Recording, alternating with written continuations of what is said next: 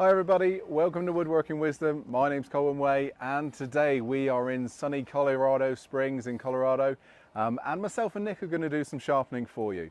There's a couple of things that I want to go over personally. A lot of people have been asking how do I sharpen one of my signature SKEWs on the Tormek. So we're going to look at the Tormek T8, we're going to set it up in the multi-jig and we're going to crack on. Now there's a couple of things we've had to think about today. It's extremely hot. We've got wonderful swallowtail butterflies just gliding past us. We've actually been warned that there is a visiting bear, so if we do have to stop quickly, we will try and get some footage of the bear if he does decide to pay us a visit. So it's a new one for me, that one, so I'm almost excited that it does come along and say hello. We have a wonderful host, Dennis and Kay, looking on, so they're our audience today. And I think we're just going to get started. So we've got a fantastic T8 here. I've got my multi-jig, we've got the bowl gouge jig here, I've got a selection of crown tools, and we're just going to start sharpening. Now there is no need when it comes to one of these signature tools to worry. I mean, if we set it up, and I'm going to set it up in the multi-jig here, I'm going to give you a few dimensions. So out of the factory they should be about 25 degrees ground angle. They should be about 15 degrees on the SKEW angle. It's not always going to be right because these come out sort of hand linished. So what I'm going to do, I'm going to start off with what Tormek say.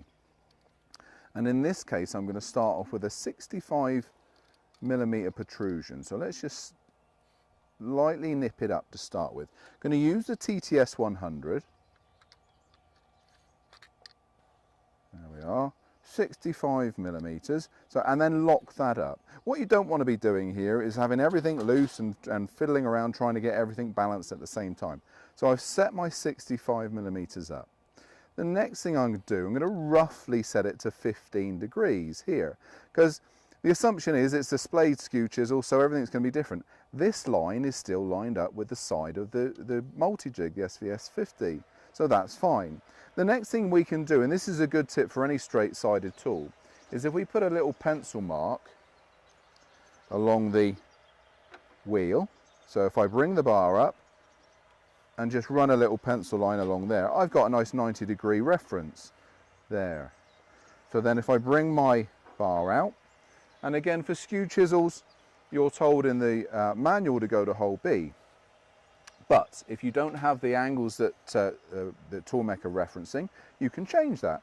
So what we'll do, the same old trick that we've been doing for years on lots and lots of different tools, we can blacken the back of the tool. Let's go with a bigger Sharpie actually. No, we won't. Let's go with that one.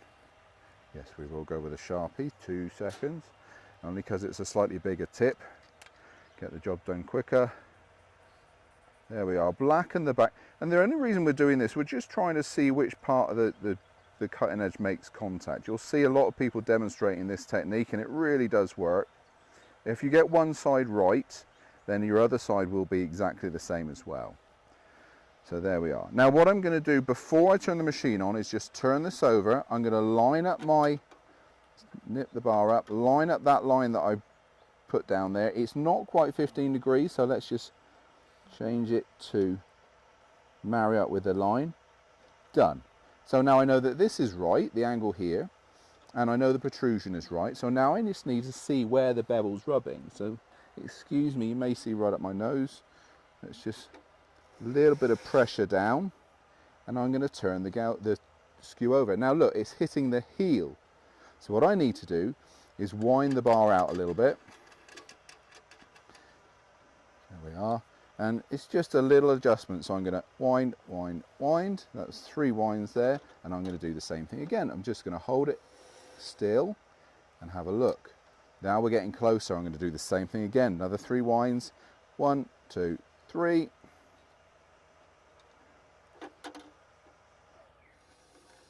Now I think we're getting close. Look at that.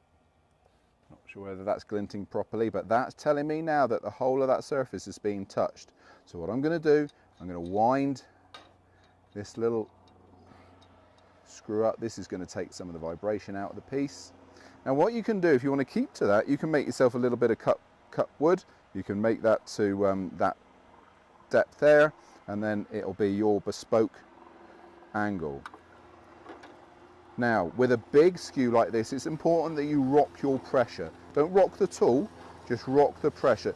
You're not really going to see the tool moving, but my pressure's going from one side to the other. The reason I do that is it's very easy to create a bias grind if you don't do that. Now look, already you can see the whole of that bevel angle, or that bevel is being touched. Maybe I could do with a little bit tighter on the heel.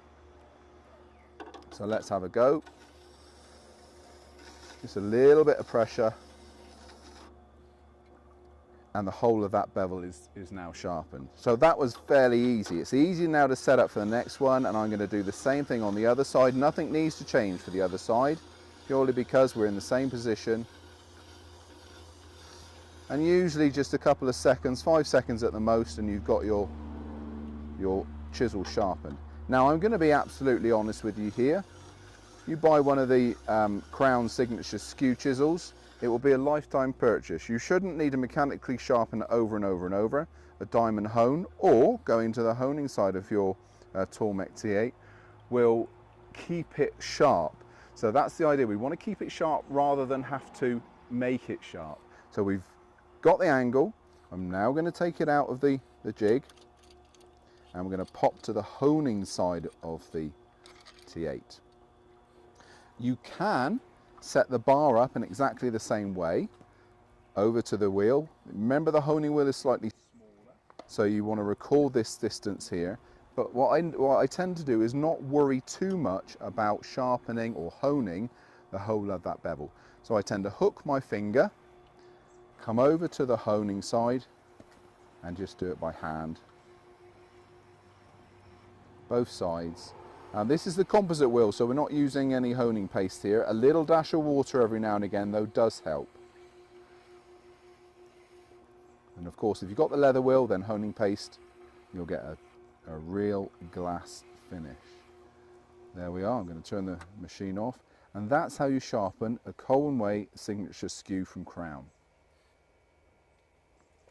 Super job. Man, that sun is getting real bright here, buddy. It's really warm. Right, hand it over to Nick. You're going to do some gouges, Nick, aren't you? Yes, I am.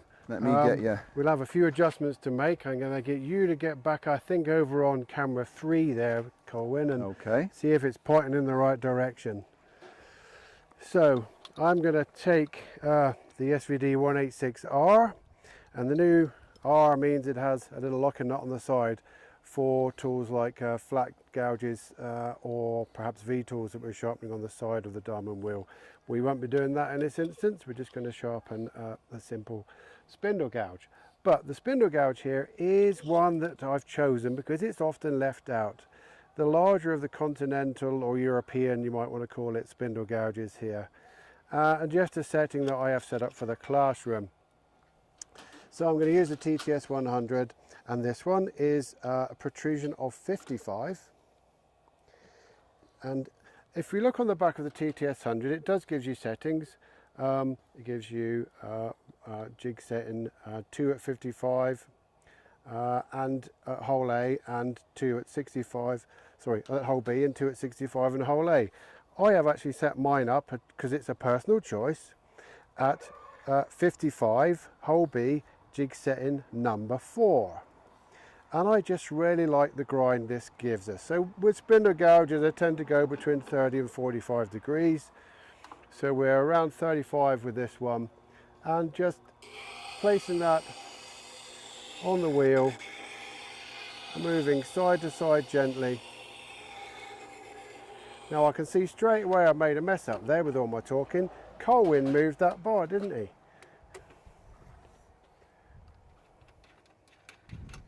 So I need to put that at hole B, and I can see by the reflection. So at least there was an immediate indication that something wasn't right. Should have looked down the side. There we go. With all this bright sunlight glinting around, it's kind of hard to see. Right, we'll go back to where I was. Light pressure only needed on the diamond wheel. They are diamonds after all, and we'll soon catch up to where we were. Now, as Colwin just did with the black pen on the bevel, you can do that if you're not sure of your settings, and I suppose if I'd gone through that procedure, then I would have noticed before I started sharpening.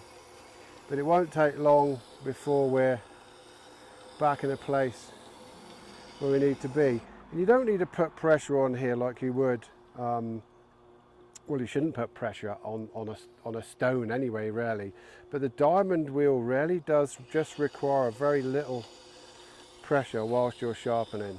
And which diamond stone are we using, Nick? This is a DF250 fine, so this is a 600 grit, and this is the one I recommend for most of the wood turning tools we're going to grind. We've got the 360 grit and the 1200 grit also available. 360 more personally for reshaping. Okay, we're looking pretty good there now. I can see the little burr with this lovely sunlight being raised on the top. So we'll come back around now and we'll come to the other side and hone it. So spent a little longer on there than usual because I made that little, of course accidentally on purpose, I didn't put the bar forwards to hole B. But we're good there, and of course if you want to take the heel down off that tool, that's a very simple maneuver too, by just slackening off and pushing forwards right up the jig. But we're not going to go for that in this instance. I'm just going to go ahead and hone it. So I'm going to take the universal support arm out. Can we stick on this camera angle, Nick? Colwin, you might need to drop around to get to the other camera, to camera number 46 I think it is. And I'm going to come back with my jig back to hole B. This is the composite honing wheel, and of course it's a little bit smaller than the diamond wheel in diameter, so I still have to get that. Now I know there's very bright sunlight behind us, it's moving, it's actually burning the back of my neck as we're doing this. So, but it's a treat to be outside, it really is, in the good outdoors here in Colorado. We are in a neighborhood, but I am still keeping an eye out in this forest for that bear. So now we can put more pressure. Some people like to use, including me, a damp sponge on the surface of the composite honing wheel. We're just going to hone right away, and you might even be able to see a few little tufts of fluff just lifting off. Oops, didn't do the bottom up there. There we go, make sure I lock that. Now I can put more pressure down. Doesn't take long to get rid of that burr. It's very easy to see, so it's a great tool to practice. If your eyes are a bit tired like mine are, you can see very easily where you're polishing. Then I'm going to take the tool out of the jig, and whilst this is a new wheel on here and it could really do with a bit of oil and some of the honing paste, I'm just going to go through how I would hone this. Let's call this a clock, looking at it from this end. Just going to lay the tool down on the widest wheel in this instance because it fits nicely in the flute. Pull backwards till I nearly just feel the fish biting, nearly get to 12 o'clock, and then just rotate that tool side to side and remove that burr. Don't lift the handle up, because if you do that, then of course you're going to counter that lovely sharp edge that you put on. I can still see a little burr on there, so we'll just give it a little bit more of a polish.